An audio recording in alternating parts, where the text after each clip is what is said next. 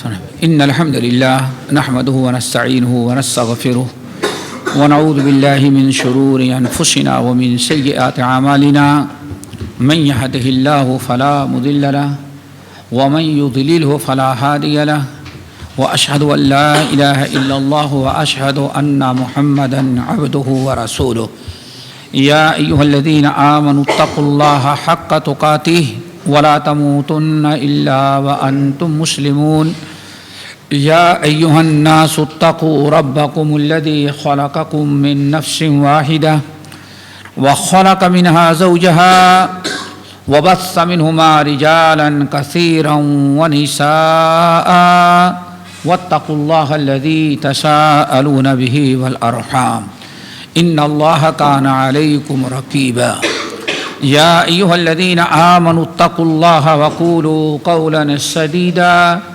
يصلح لكم أعمالكم ويغفر لكم ذنوبكم ومن يطع الله ورسوله فقد فاز فوزا عظيما أما بعد فإن خير الحديث كتاب الله وخير الهدي هدي محمد صلى الله عليه وسلم وشر الأمور محدثاتها وكل محدثة بدعة وكل بدعة ضلالة وكل ضلالة في النار.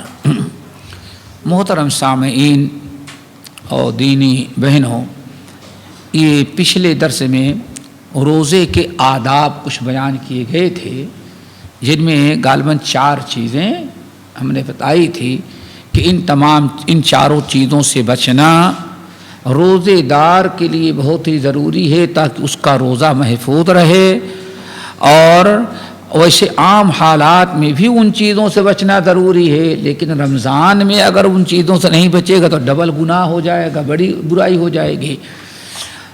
اسی سلسلے میں آج تقریباً ہم نے 10-11 چیزیں متعدد احادیث کو سامنے رکھ کر کے ان سے جمع کیا ہے کہ ہمیں روزے کی حالت میں ان تمام چیزوں سے بچنا چاہیے۔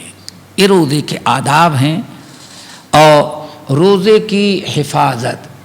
دیکھیں، ایک انسان عبادت کر لے اور عبادت کے بعد جو نیکی ملی ہے، نیکی کی حفاظت نہ کرے تو ضائع ہو جاتی ہیں، اس لیے نیکی کی حفاظت کرنی پڑتی ہے۔ تو یہ آج ہم حضرات کے سامنے 11 چیزیں تقریباً ہیں، اہم رکھتے ہیں۔ اللہ تعالیٰ انہیں یاد رکھنے، ان پر عمل کرنے کی توفیق نصیب فرمائے تاکہ ہمارا روزہ ویسے ہو جیسے اللہ تعالیٰ کو مقبول ہے۔ ہمارا روزہ ہمیں جہنم سے آزاد کرانے کا سبب بنے، مغفرت اور بخشش کا سبب بنے، جنت کا وارث بنانے کا ذریعہ بنے، لیکن یہ اسی وقت جب روزے کے آداب کو بچایا جائے۔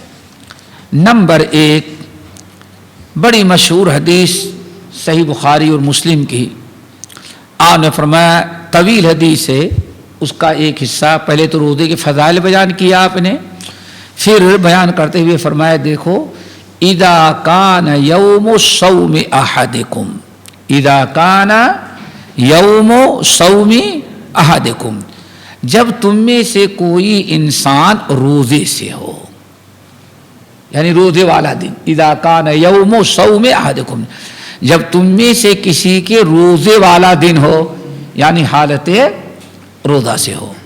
تو یہ 11 چیزیں ہم نے جمع کی ہیں جن سے بچنا ضروری ہے۔ نمبر 1، لیکن یہ ساری چیزیں 11 جو ہیں بخاری ہی کی روایت میں نہیں ہیں، متعدد احادیث میں، لیکن ساری حدیثیں صحیح ہے جہاں سے میں نے وہ جملے اخذ کیے ہیں۔ نمبر 1، روزے کی حالت میں رسول اللہ صلی اللہ علیہ وسلم نے ارشاد فرمایا، جب تم روزے کی حالت میں ہو تو خبردار فلا یرفس، رفس نہ کرو۔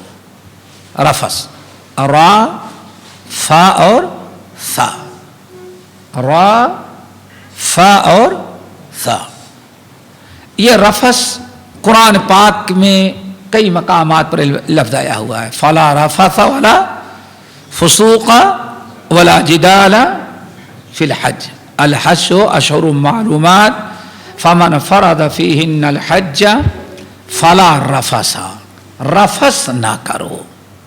ہر روزے دار کو نبی علیہ السلام نے سب سے پہلے جس چیز سے منع کیا وہ کیا ہے؟ رفث۔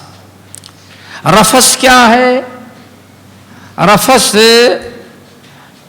میاں بیوی کے جو جسمانی تعلقات ہوتے ہیں اس کو بھی رفث کہا جاتا ہے۔ نمبر 2، دونوں آپس میں بیٹھ کر کے لہو و لعب کریں یا ایسی باتیں جس سے انسان جذبات کو بھڑکا سکے، ان باتوں کو بھی کیا کہا جاتا ہے؟ رفث کہا جاتا ہے۔ اور اسی طرح سے ہر بے شرمی کی بات جو ہوتی ہے، حیا کی بات، شرم کی بات کہ آدھے لوگوں کے سامنے نہیں کرنی چاہیے، اندرونی باتیں ہیں، بے حیائی کی ہیں، بے شرمی کی ہیں، یا گندی باتیں، وہ باتیں اچھی نہیں ہیں، ایک مسلمان کے لائق نہیں کہ ایسا جملہ استعمال کرے، ایسی باتیں استعمال کرے۔ تو یہاں حدیث میں جو مراد ہے وہی فحش قسم کی، گندی قسم کی، بیکار قسم کی باتیں کرنا۔ اب حاصل کیا ہوگا؟ اذا کان یوم صوم احدکم فلا یرفث، تم میں سے کوئی آدمی بے شرمی کی، بے حیائی کی باتیں نہ کریں، گندی زبان استعمال نہ کرے، ایسی حرکت نہ کرے، ایسی بات نہ کرے جو انسان کے یعنی ایمان کے منافی ہے۔ سب سے پہلے اس سے منع کیا ہے۔ اور اس سے کیوں منع کیا؟ کھانے پینے سے تو بہت سارے لوگ رک جاتے ہیں، انسان روزہ توڑنے والی چیز جو ہے کھانا پینا، اس سے تو اپنے آپ کو بچا لیتا ہے، لیکن روزے کے اجر و ثواب کو برباد کر دینے والی یہ چیز، زبان، بے شرمی کے کام، بے حیائی کی باتیں، ان سے انسان نہیں رک پاتا۔ نبی علیہ السلام نے اس لیے سب سے پہلے فرمایا جب روزے سے ہو تو اپنے آپ کو بے حیائی، بے شرمی اور گندی باتوں اور حرکتوں سے اپنے آپ کو محفوظ رکھو۔ گندی بات، نعوذ باللہ، ٹیلی فون پر کسی اجنبی عورت سے بات ہی کرنے لگے، بہت ساری چیز۔ ابھی مسجد میں ہمارے سامنے بہت باتیں آئیں ایسے، نعوذ باللہ، کس قدر یہ برائی عام ہو گئی ہے۔ ان تمام چیزوں سے بچنا ضروری ہے۔ نبی علیہ السلام کے متعلق حضرت عائشہ رضی اللہ تعالیٰ عنہ سے پوچھا گیا، امی جان نبی علیہ السلام کے اخلاق کیسے تھے؟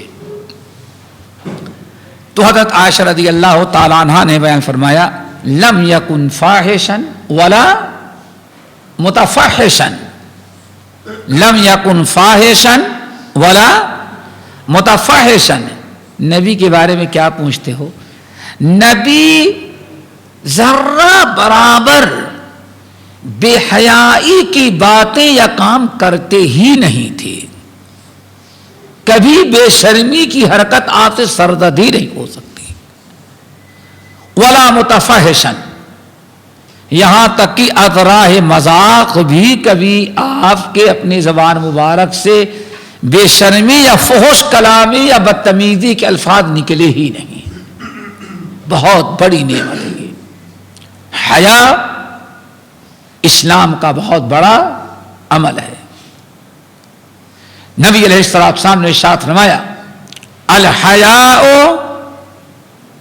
الحیاء والایمان قرنا جمیعا، لوگو ایمان اور حیا ان دونوں کو ایک ساتھ اللہ نے جوڑ دیا ہے۔ حیا اور ایمان ان دونوں کو آپ نے بالکل اللہ نے جوڑ دیا ہے ایسے، اس قدر یہ دونوں آپس میں جڑے ہیں کہ اذا رفع احدہما رفع الاخر، اگر ان دونوں میں سے کسی نے ایک چیز چھوڑ دیا تو اس کے ساتھ دوسری چیز بھی چلی جاتی ہے. کیا مطلب؟ اگر انسان کے اندر ایمان ہے تو حیا ہونا ضروری ہے. اگر ایمان اپنے مومن کہتا حیا نہیں ہے تو سمجھ جاؤ کہ ایمان اس کے اندر نہیں. جب اس کی حیا ختم ہوئی، حیا جانے لگی، تو یہ حیا ایمان کو بھی لے کے چلی گئی. کتنی بدترین چیز. ایک چیز اور بتائیں، ایک حدیث سنا دینے کے بعد حیا کا کیا مطلب ہے بہت اچھی طرح سے بات واضح ہو جائے گی. سنن ترمذی اور شعب الایمان للبیہقی کی حدیث کے راوی ہیں عبداللہ ابن عباس رضی اللہ تعالی عنہما. آقا نے فرمایا اے لوگوں، بے شرمی سے اپنی آنکھ کو بچاؤ. استحیوا من اللہ حق الحیا. استحیوا من اللہ حق الحیا. تم لوگ اللہ تعالی سے حیا کرو جتنا حیا کرنے کا حق ہے. بڑی اہم حدیث ہے یہ. استحیوا من اللہ حق الحیا. اس حدیث سے حیا کا مطلب آپ کے سمجھ میں آ جائے گا. حیا کی اتنی ترغیب کیوں دلائی گئی، اور روزے کی حالت میں بے حیائی کی باتیں، بے شرمی کی باتوں سے اللہ رسول نے کیوں منع کیا؟ آپ نے فرمایا استحیوا من اللہ حق الحیا. لوگوں، اپنے تم اللہ تعالیٰ سے اتنا حیا کرو جتنا حیا کرنے کا حق ہے. صحابہ کرام نے کہا یا رسول اللہ انا کلنا لنستحی والحمدللہ، ہم میں سے الحمدللہ کوئی بے حیا نہیں، سب اللہ تعالیٰ سے اتنا حیا کرتے جتنا اللہ تعالیٰ سے حیا کا حق ادا ہو جائے. صحابہ نے کہا. آپ نے ارشاد فرمایا اللہ اکبر، اگر تم میں سے من اراد منکم ان یستحی من اللہ حق الحیا. نہیں، تم لوگوں نے نہیں سمجھا حیا کا معنی. اللہ رسول نے صحابہ کو بتایا. اتنے لمبے دعوے جو کر رہے ہو، تم لوگوں نے حیا کا مطلب کچھ اور سمجھا. من اراد ان یستحی منکم من اللہ حق الحیا. تم میں سے جو انسان اللہ تعالی سے حیا کرنا اتنا جتنا کہ حیا کا حق ادا ہو جائے، اگر تم میں سے کوئی اللہ تعالیٰ سے اتنا حیا کرنا چاہتا ہے جس سے حیا کا حق ادا ہو جائے، تو فَلْيَحْفَظِ الرَّأْسَ وَمَا وَعَى وَلْيَحْفَظِ الْبَطْنَ وَمَا حَوَى وَلْيَذْكُرِ الْمَوْتَ وَالْبَلَى. من اراد الآخرۃ ترک زینۃ الحیاۃ الدنیا. من فعل ذلك فقد استحیا من اللہ حق الحیا. او کما قال علیہ السلام. آپ نے فرمایا نمبر 1، اگر تم چاہتے ہو کہ اللہ تعالی سے اتنا حیا کرو جتنا حیا کرنے کا حق ہے، تو نمبر 1 فَلْيَحْفَظِ الرَّأْسَ وَمَا وَعَى. اسے چاہیے کہ اپنے سر کی حفاظت کرے اور سر کے ساتھ جتنے اعضاء جڑے ہوئے ہیں سب کی حفاظت کرے. دیکھا میرے بھائی، یہ ہے حیا کرنے کا. اس سے زیادہ وضاحت حیا کی کسی حدیث میں نہیں ہے. فَلْيَحْفَظِ الرَّأْسَ وَمَا وَعَى. اگر اللہ سے حیا کرنے کا حق ادا کرنا ہے تو تم میں سے ہر چاہیے تم کو کہ اپنے سر کی حفاظت کرو اور سر سے جڑے ہوئے اعضاء کی. کتنی چیزیں آ گئی؟ سر، مخ، دماغ جو سارا کام کرتا ہے، بناتا ہو بگاڑتا ہے، یہ مخ آ گیا نا اس میں. کان، اللہ اکبر، دونوں کان، دونوں آنکھ، دونوں ہونٹ، زبان، اللہ اکبر. رہے کیا رہ گئے؟ فَلْيَحْفَظِ الرَّأْسَ وَمَا وَعَى. سر کی حفاظت. اللہ کیا مطلب؟ دماغ کو اچھی چیزوں میں استعمال کرے، دماغ کو کسی غلط سوچ میں استعمال نہ کرے. یہ سر کی حفاظت، وما وعا، اور وہ اعضاء جو بالکل سر سے جڑے ہوئے ہیں، کان، دونوں آنکھوں کی بھی حفاظت ہو۔ آنکھوں کی حفاظت کیا؟ برائی دیکھنے سے حفاظت ہو۔ ان کو ایسی چیزوں میں استعمال کرتے ہوئے شرمائے جس میں اللہ تعالیٰ کی ناراضگی ہو۔ اللہ کے مرضی کے خلاف اگر آپ اپنی آنکھوں کو استعمال کر رہے ہیں تو اللہ تعالیٰ تو شرم ہی نہیں رہ گئی۔ کیوں بھائی؟ شرم باقی رہی؟ شرم تو نہیں رہی۔ اللہ پر ایمان ہے، لیکن آپ کی آنکھیں وہ چیز دیکھ رہی ہیں جو اللہ کو ناپسند ہے۔ اگر آپ کو معلوم ہے کہ آپ کے دادا، آپ کے والد، آپ کا کوئی بڑا بیٹھا ہوا ہے اور وہ نہیں چاہتا کہ ہاں اس چیز کو دیکھیں، شرم کی بات ہے، تو کبھی اپنے بڑوں کے سامنے اس چیز کو نہیں دیکھتے۔ جب معلوم ہے کہ ہاں اس چیز کا دیکھنا اللہ کو ناپسند، اللہ کے مرضی کے خلاف ہے، پھر بھی دیکھ رہے ہو تو اس کا مطلب کہ اللہ تعالیٰ سے شرم کرنے کا حق ادا نہیں ہوا۔ پھر ان دونوں کانوں کی حفاظت، ان کانوں سے ایسی چیزیں نہ سنی جائیں جس میں اللہ تعالیٰ کی ناراضگی ہو۔ زبان کی حفاظت، ہونٹ کی حفاظت، اور یہ ایسی چیزیں ہیں جن کے متعلق اللہ نے فرمایا ان السمع والبصر والفؤاد کل اولئک کان عنہ مسئولا۔ لوگوں، اپنے ان اعضاء کا ذرا خیال رکھنا، یہ تمہاری دونوں آنکھیں ہیں، تمہارے دونوں کان ہیں، تمہارا دل و دماغ ہے، ان تمام کے متعلق قیامت کے دن اللہ تعالیٰ تم سے سوال کرے گا ان سے فلاں چیز کیوں تم نے دیکھی تھی۔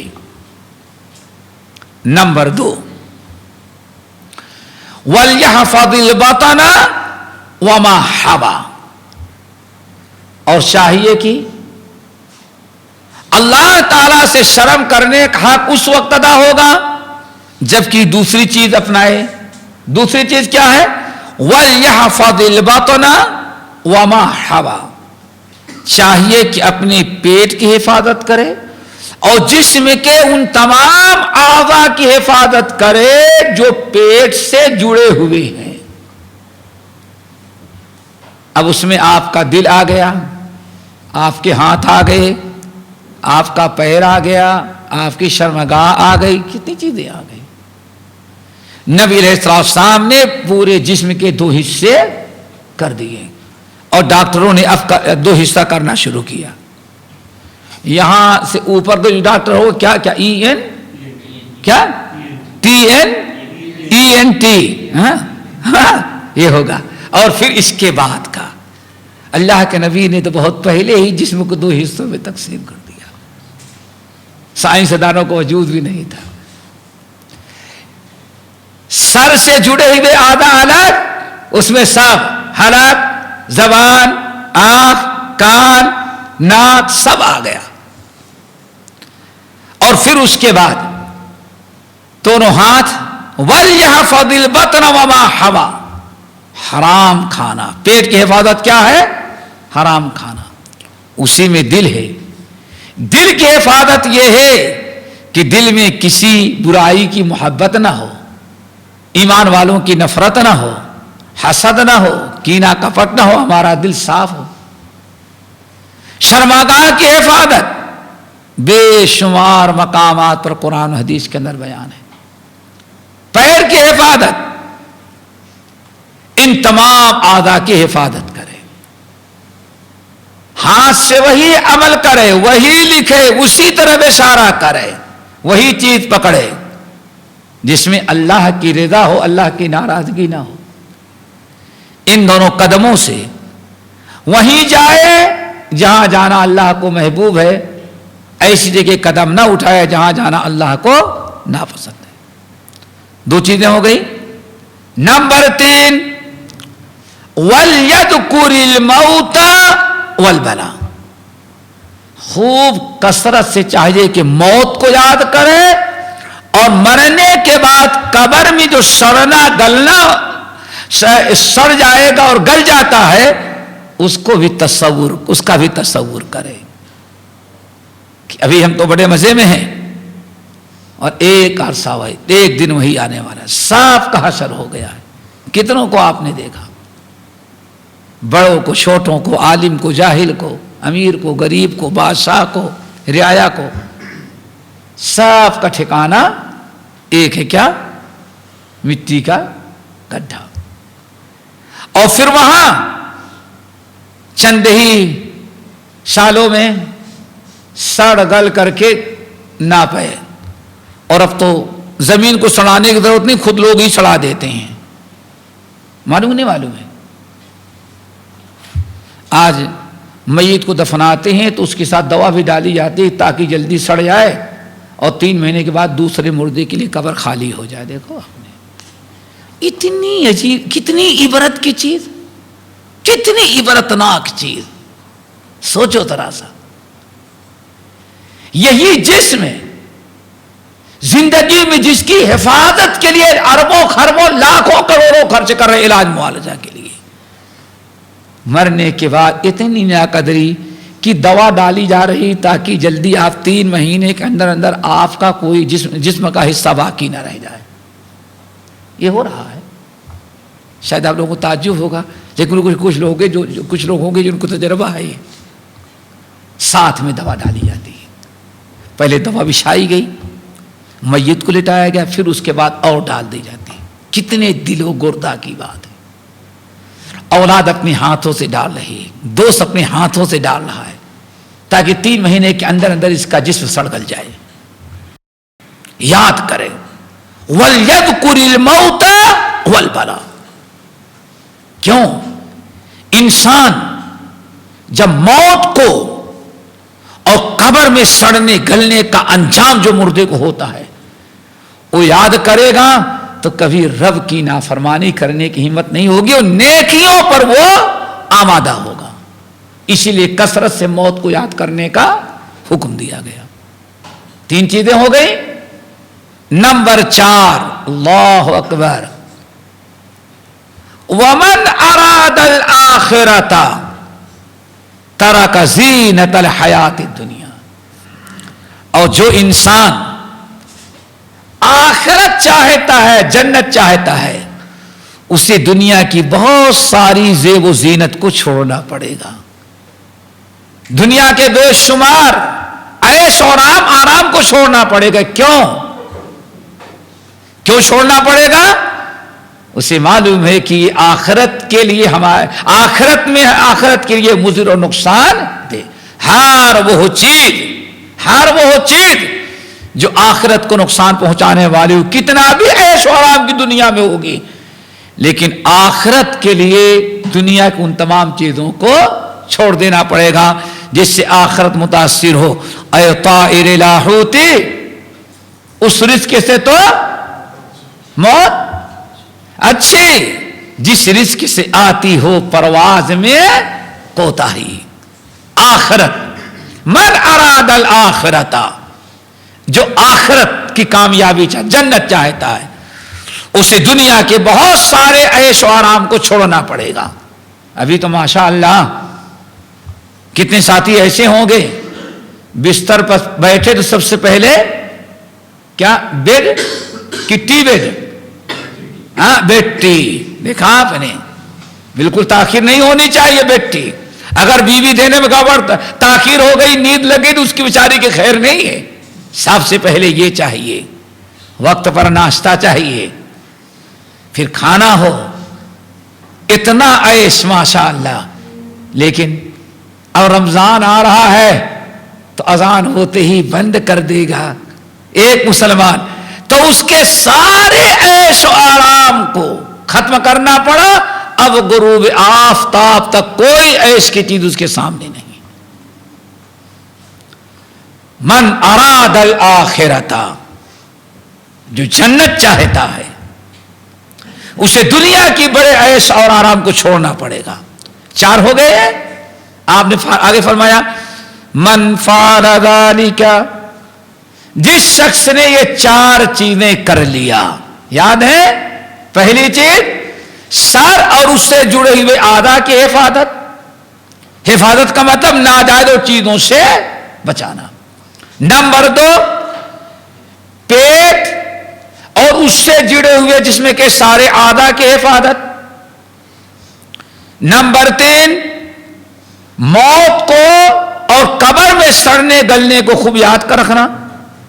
اور نمبر 4 دنیا کے بہت سارے عیش و آرام جو آخرت کی راہ میں رکاوٹ بنتے ہوں ان کو ترک کر دینا.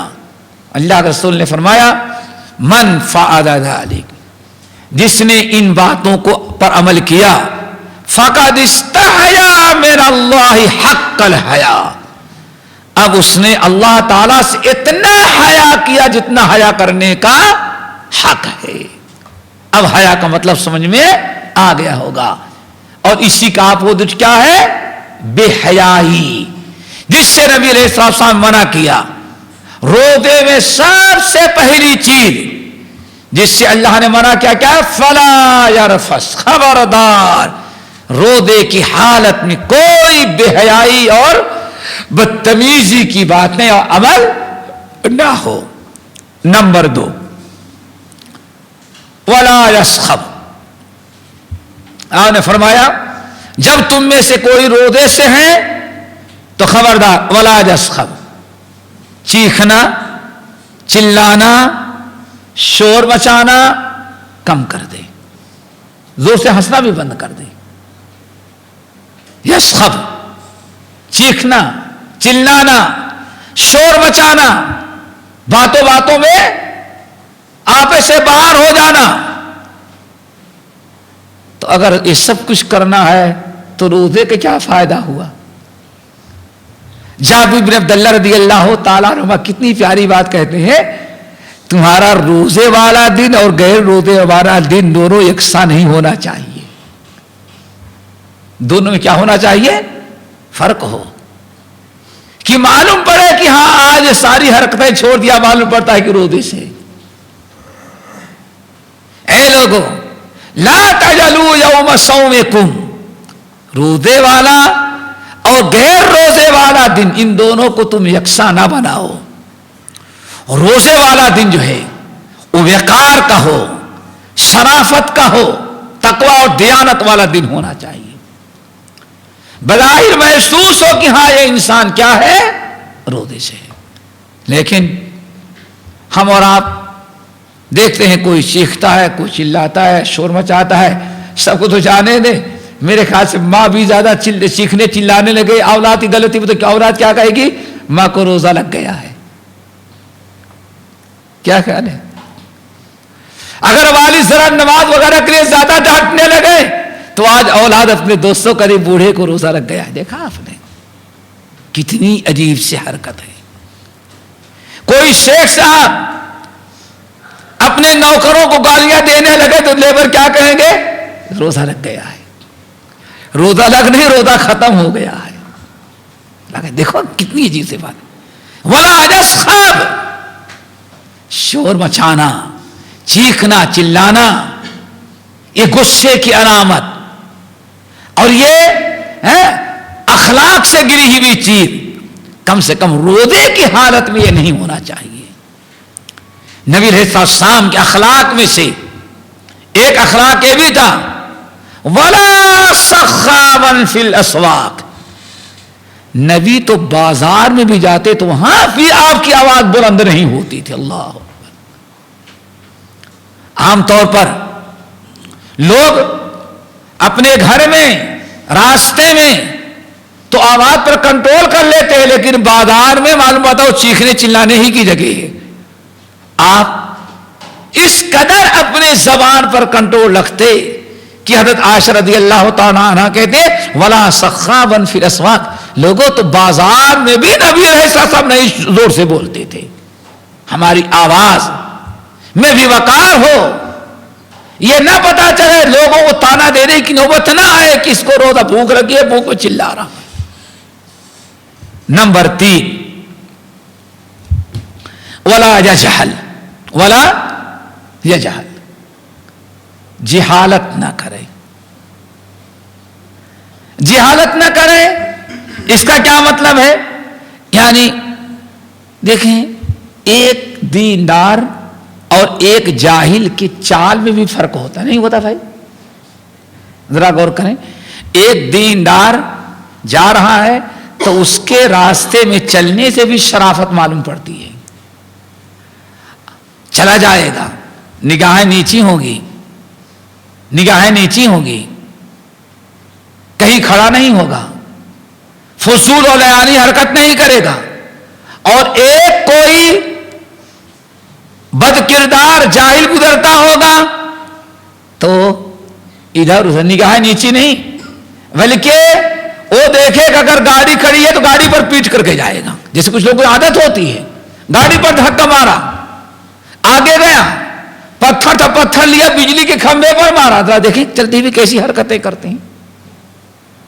آج روڈوں پر آپ چلتے ہیں، ذرا دیکھیں، ایک شریف انسان روڈ پر گاڑی چلا رہا ہے اطمینان کے ساتھ، نہ ہارن دے رہا ہے، نہ لائٹ مار رہا ہے، اور وہیں آپ کے آگے پیچھے روڈ پر ایسے لوگ بھی ہیں جو جہالت پر آمادہ ہوتے ہیں، بلا وجہ لائٹ دے رہے ہیں، بلا وجہ آپ کو ہارن دے رہے ہیں، بلکہ کتنے ایسے ہوں گے کہ آپ کے قریب سے گزرے تو کانچ نیچے گرائے اور خوب زور سے گانا لگا کر کے سناتے ہوئے ہنستے ہوئے آپ کو چلے جاتے ہیں۔ دیکھیں کتنا فرق ہوتا ہے ایک دیندار اور ایک جاہل کے چال چلن میں۔ تو بہت ساری حرکتیں انسان بہت ساری حرکتیں ایسی کرتا ہے جن کا شرافت سے نہیں، دیانت سے نہیں، تقوی سے نہیں، علم اور زہد سے نہیں، ان کا تعلق جو ہوتا ہے صرف بیوقوفی، حماقت اور جہالت سے ہوتا ہے۔ اللہ کے رسول فرماتے ہیں روزے کی حالت میں اذا کان یوم صوم احدکم، خبردار روزے کی حالت میں جہالت اور حماقت اور بیوقوفی یا نادانی والی حرکتیں بھی نہ کرو۔ مذاق بہترین مشغلہ ہمارا ہوتا ہے، لیکن ہے وہ نادانی۔ اگر کوئی ہے آپ جیسے دیندار کسی کے مذاق، ارے یار کیا آپ دیندار ہو کر کے تو جاہلوں کا کام کر رہے ہیں؟ اللہ دیکھا، ایک دو نہیں بے شمار مثالیں ہمارے اور آپ کے سامنے ہیں جو جہالت کی ہیں۔ اللہ کے رسول صلی اللہ علیہ وسلم نے ایک جملے میں فرمایا وَلَا يَجْهَلْ، روزے کی حالت میں جہالت، بیوقوفی، مذاق، کسی کا مسخرہ، کسی کا استہزاء، کسی پر لان تان، ایسی کوئی حرکت روزے کی حالت میں نہ کرے۔ اللہ اکبر۔ نمبر 4 ابن منصور کی روایت وَلَا يُجَادِلْ، وَلَا يُجَادِلْ، جب تم میں سے کوئی روزے سے ہو تو وَلَا يُجَادِلْ، خبردار وہ لڑے نہیں، مجادلہ نہ کرے۔ کیا نہ کرے؟ جدال۔ جدال دو طرح کا ہوتا ہے، ایک زبان سے لڑائی، اس کو بھی جدال کہا جاتا ہے، اور ایک ہاتھ اور پیر سے لڑائی، اور ایک تیسری لڑائی ہمارے یہاں اور چلتی ہے قلم سے، جو کبھی نہیں ختم ہوتی، نہیں ہوتی ہو ذرا دیکھو۔ اور آج زیادہ لڑائی تو اس پر چلتی، واٹس ایپ پر چلتی ہے، اور ایک اور لوگوں نے بنا کیا، فیس بک۔ آج سب سے زیادہ لڑائی کس پر چل رہی ہے؟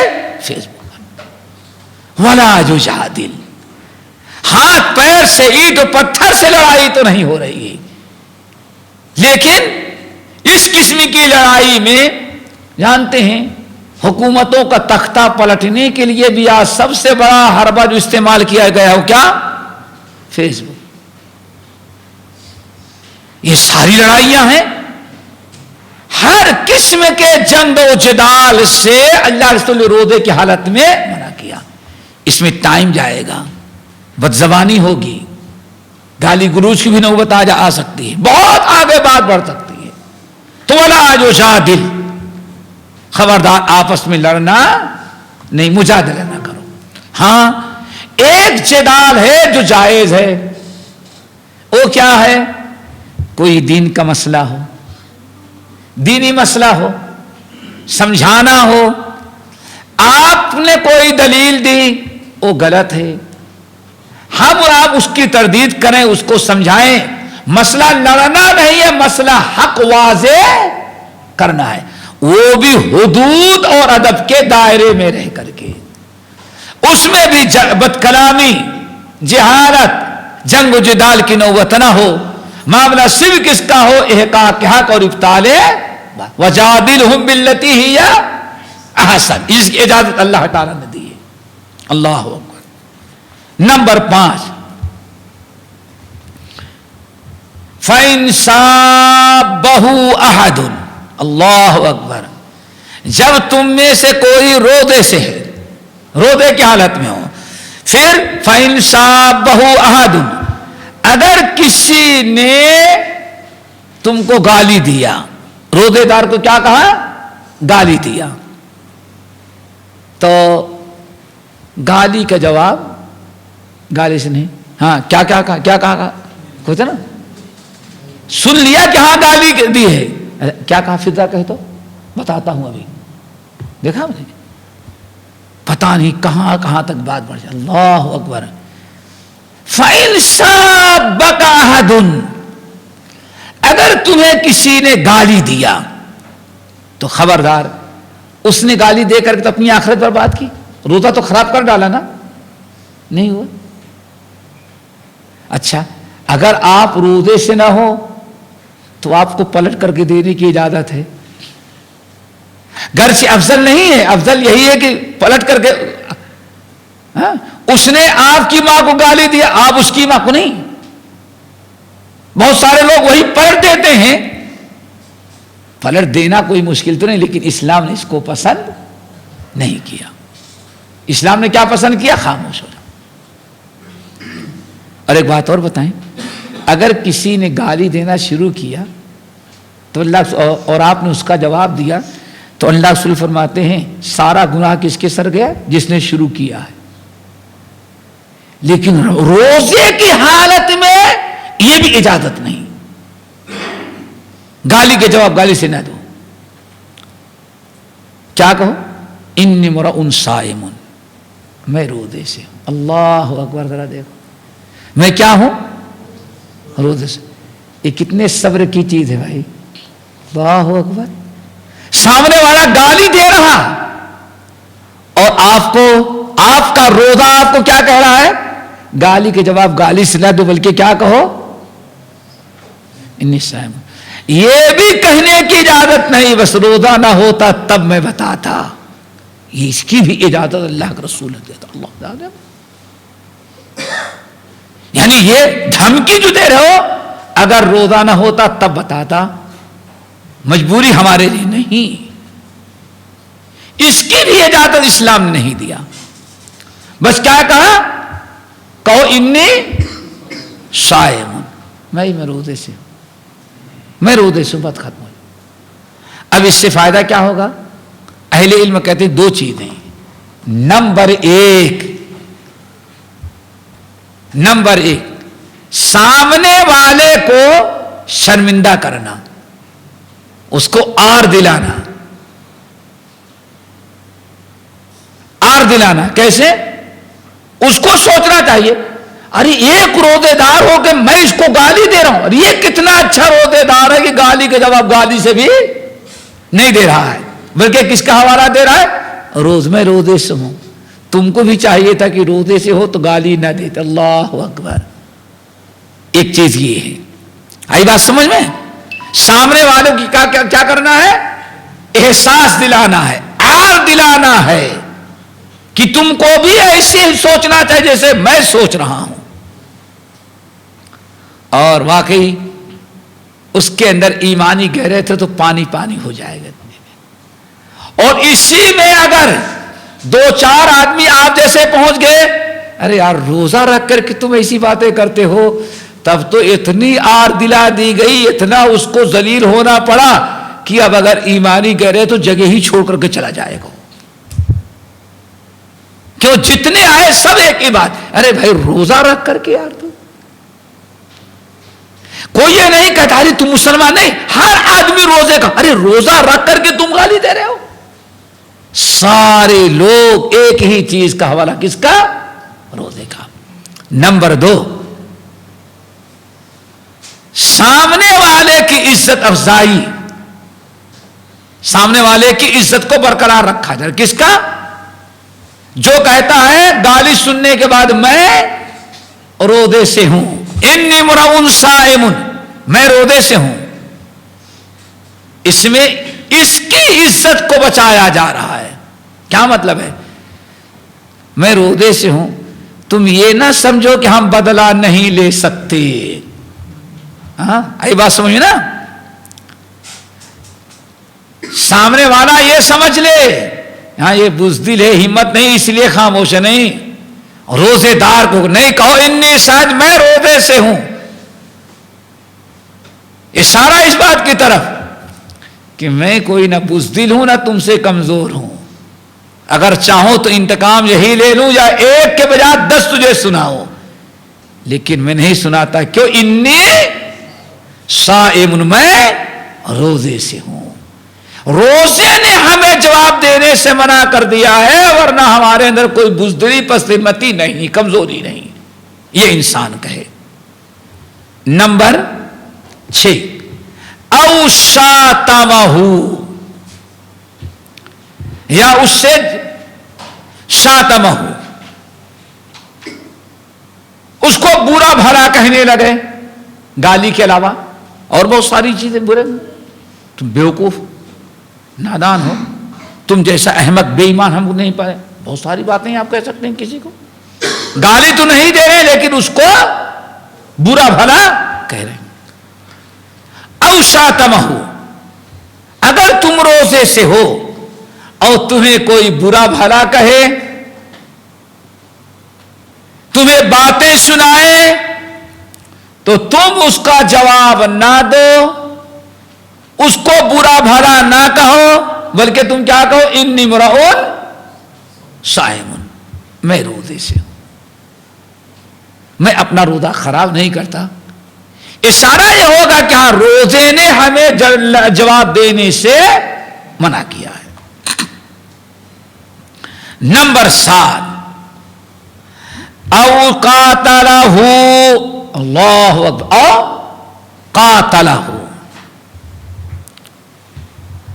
اور اگر تم میں سے کوئی انسان روزے سے ہے، اگر کوئی تم سے قتال کرے، ایک تو قتال کا 2 معنی، ایک معنی لڑائی، مار پیٹ کرے، ٹھیک ہے نا، مار پیٹ کرے، اللہ اکبر، میرے بھائی کتنا صبر تحمل کا موقع ہے۔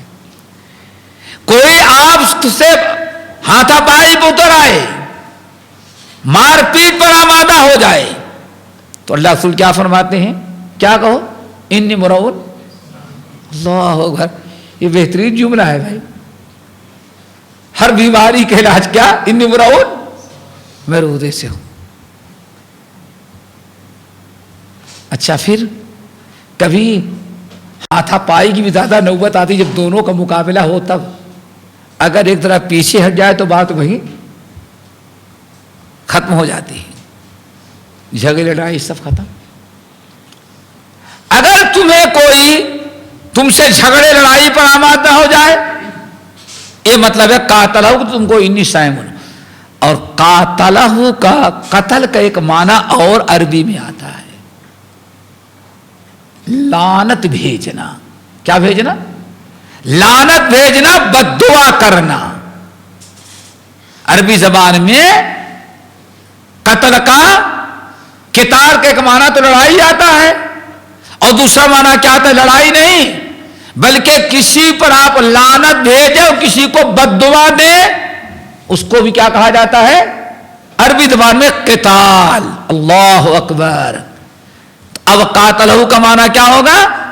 اگر تم پر کوئی لان تان کرے، لعنت بھیجے، تم کو بددعا دے، تو تم جواب میں بددعا نہ دو، بلکہ کیا کہو؟ انی امرؤ صابر. دیکھو کتنا صبر کرے گا، اتنا صبر کر لے گا تو شاید اللہ تعالیٰ اس کو صابرین والصابرات میں بنا دے گا. کتنا صبر. اسی لیے ماہ رمضان کا ایک نام کیا ہے معلوم ہے؟ شہر الصبر. ماہ رمضان کا ایک نام کیا ہے؟ شہر الصبر. اللہ رسول نے نام رکھا ہے. ہم تو رمضان مبارک کہتے ہیں نا، یہ شہر الصبر بھی ہے. قدم قدم پر اس مہینے میں صبر کرنا ہے، اور تینوں قسم کا صبر.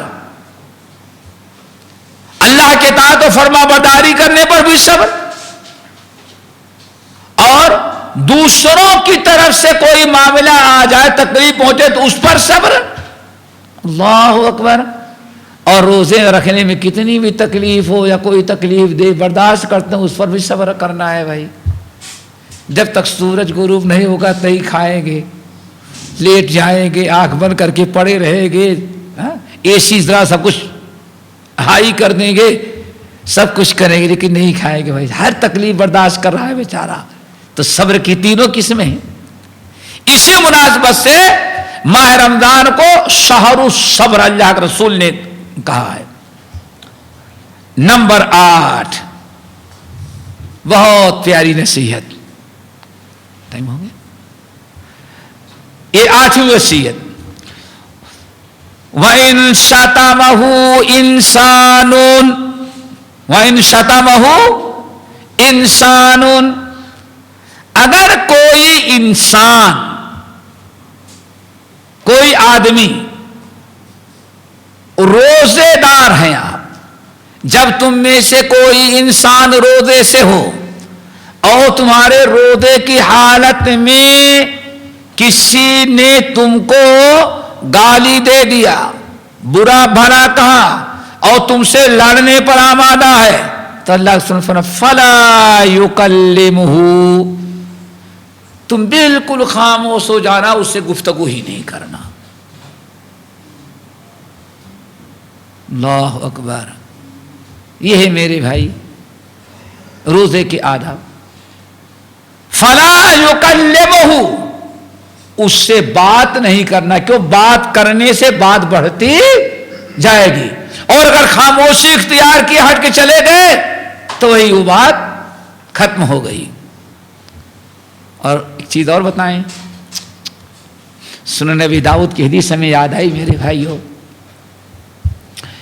کہ یہ کوئی آپ سے لڑنا چاہے، کوئی آپ سے جھگڑنا چاہے، آپ پیچھے ہٹ جائیں تو اس میں آپ کا کچھ بگڑتا نہیں. بڑا اونچا مقام ہے.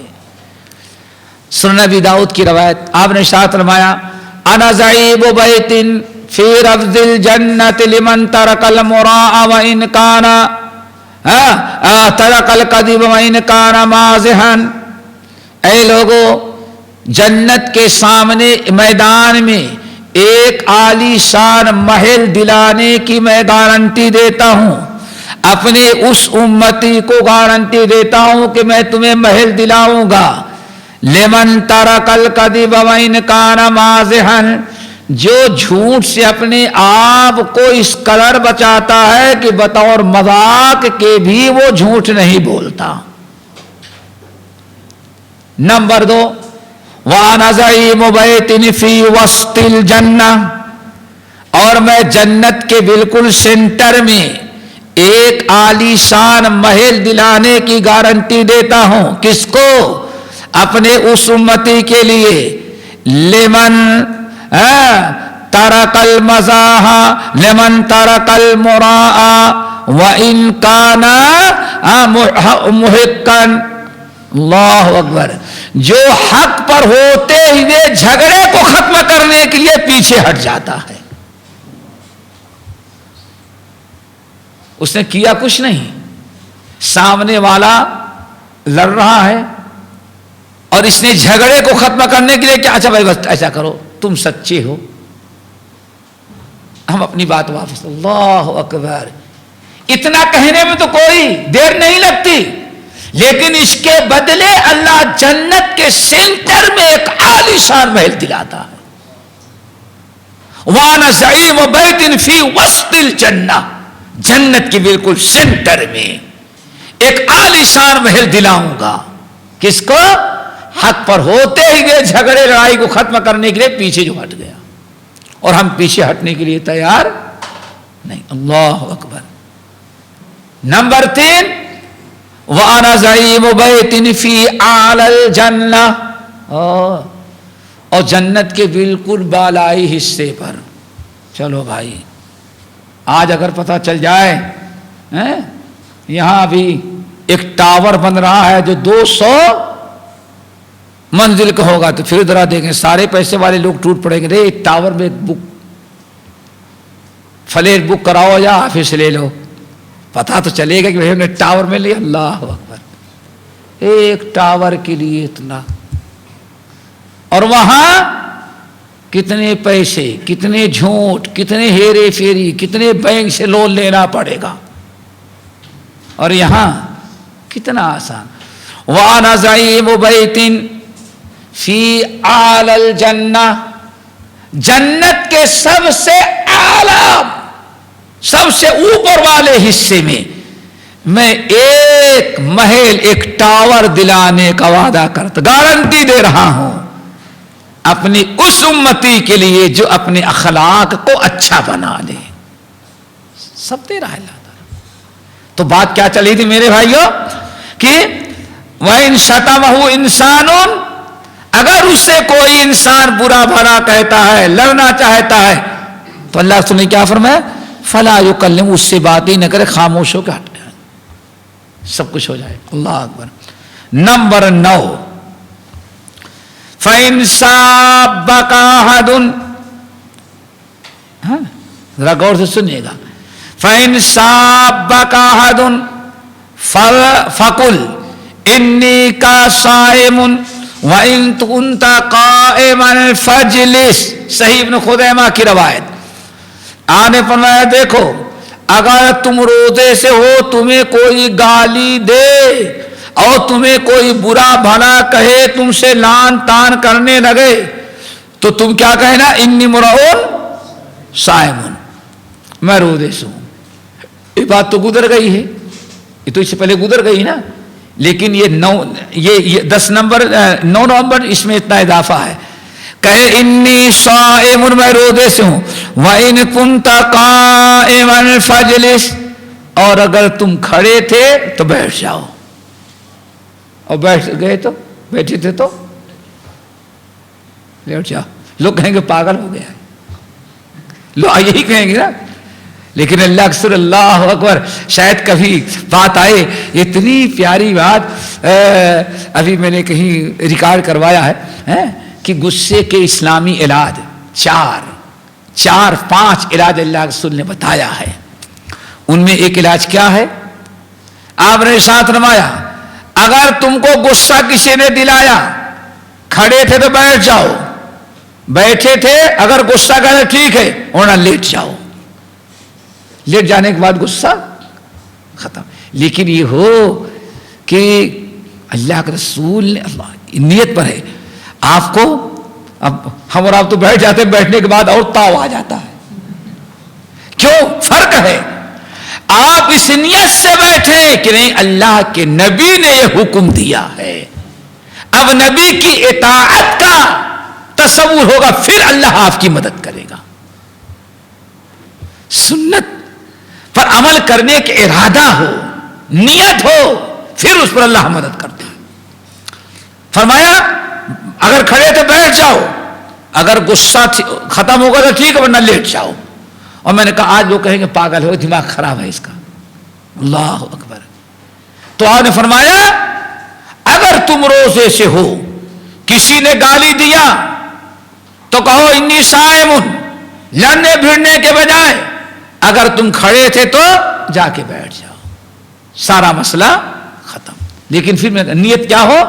نہیں بھائی، اس موقع پر اللہ کے نبی کا فرمان، یہ فرما برداری مقصد ہو. نمبر 10، او مارا ہو او جادلہ ہو، یہ دو چیزیں. اگر کوئی ممارات کرے، ممارات یہ بھی ایک قسم کی لڑائی، کھیل کود، لہو لعب، چلتے پھرتے کئی معمولی سے دھکا لگا، یا جیسے میں نے کہا گاڑی چلا کے جا رہے ہیں، ایک تو ویسے ہی آپ پریشان، کسی نے ہارن دے دیا، بس اب بسا اوقات رودے کی حالت میں گاڑی روکے کھڑے ہو گئے روڈ پر. کیا خیال ہے؟ یہی ہوتا ہے نا، گاڑی سے تو کھڑے ہو گئے، اس نے ہارن دیا، میں گاڑی چھوڑ کے باہر میدان میں آ گیا. اس کو کیا کہا جاتا ہے؟ ممارات. اس سے ہمیں بچنا چاہیے. اس نے ہارن دیا، لائٹ دے دی، آپ رودے کی حالت میں ہیں، وہ تو برائی کر رہا ہے، اب آپ اس سے آگے اتر گئے تو گویا کہ لڑائی کا راستہ تو آپ نے اختیار کر لیا. تو یہ حرکتیں نہ کرو، بلکہ وہی ایک بات، انی مرعون مرودے سے ہوں. نمبر 11، اللہ اکبر، وَإِنْ امْرَؤٌ جَهَلَ عَلَيْهِ، وَإِنْ امْرَؤٌ جَهَلَ عَلَيْهِ، اگر کوئی آدمی، تم روزے سے ہو، کسی روزے دار نے تمہارے ساتھ کوئی بیوقوفی کر دیا، نادانی کر دیا، کوئی مذاق اڑا دیا، یا ذرا کچھ اشارہ کر دیا، اللہ اکبر، کچھ نہیں چلتے، کیا ہے، کیوں ہم کو دیکھ رہے ہو؟ بہت لڑائی کسی پر ہو جاتی ہے، ہر بجائے سے دیکھ لے بس. انسان کبھی غلط فہمی میں بھی، اللہ رسول صلی اللہ علیہ وسلم فرماتے ہیں جب بھی تم روزے کی حالت میں ہو، اگر سامنے والے نے تھوڑی سے نادانی کر دیا، کوئی بیوقوفی کی حرکت کر دیا، تو تم صبر کر جاؤ، روزہ سمجھ کر کے کہ روزے کی حالت میں ہو، ہمیں صبر کرنے کا حکم دیا گیا ہے. فَلَا يَشْتَمِهُ وَلَا يَسُبُّهُ، اگر اس نے نادانی کیا، کوئی بیوقوفی کی حرکت کر دیا، تو تم بالکل صبر کر لو. تم نہ تو اس کو برا بھلا کہو، نہ لعنت کرو، نہ اس کو دو چار باتیں بھی سناؤ، نہیں. تو روزے کا تقاضا یہ ہے کہ بالکل تم خاموشی کے ساتھ صبر کرو اور اپنا آگے بڑھ جاؤ. وَإِذَا خَاطَبَهُمُ الْجَاهِلُونَ قَالُوا سَلَامًا کے تحت. یہ 11 چیزیں ہیں، متعدد احادیث سے میں نے اکٹھا کیا، جو آپ کے سامنے پیش کیا. ان میں بہت سارے الفاظ بدلے ہیں، لیکن تقریباً معنی اور مفہوم ہی ہوتا ہے. اللہ تعالیٰ سے دعا کرو اللہ تعالیٰ ہمیں ان باتوں کو یاد رکھنے، ان پر عمل کرنے کی توفیق نصیب فرمائے.